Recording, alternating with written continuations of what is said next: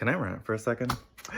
The most demoralizing thing that I've done in a while inside of my entrepreneurship journey has been talking to my ICP. That's ideal customer persona. And the most empowering thing that I've done in a while for entrepreneurship is talking to my ICP. At the beginning of my idea and working on it, the most anxiety inducing thing was whether I was building the right thing or had the right idea, building the right product.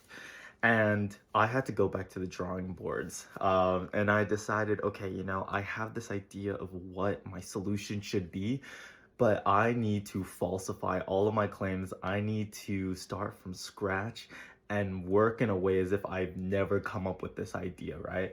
So I started talking to customers, and inside the first like 5 conversations, you're looking and you're like, yo, like nobody is saying the thing that like I am building, right? Like, am I even building the right thing? But realizing that like when you're doing entrepreneurship, you can't be married to the idea. I say this all the time inside of my videos, but it's hard to live by it, you know what I mean? When you're having these conversations, it's not to corroborate your idea or your problem statement or your solution. It's to find out what the problem is. And I've been talking to procurement managers. That's what my solution is more so built around. Um, I'm telling them because it's not about like, okay, I want to make sure that they have problems with their contracts or whatever, right? But I'm talking to them to see what is the problem that is the stickiest for them. And as you have these conversations, like it starts to click inside of your brain, right?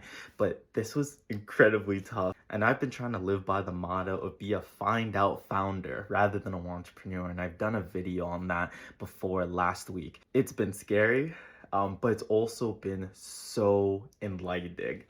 And as you hear these things and as you start to try to tinker with things or even learn about how to frame your solution and talk about it, you get a better idea of what you want to build, and the anxiety goes away because it's like, I've talked to the people, I've had the interviews, I've done the reps, and that's where confidence starts to come in.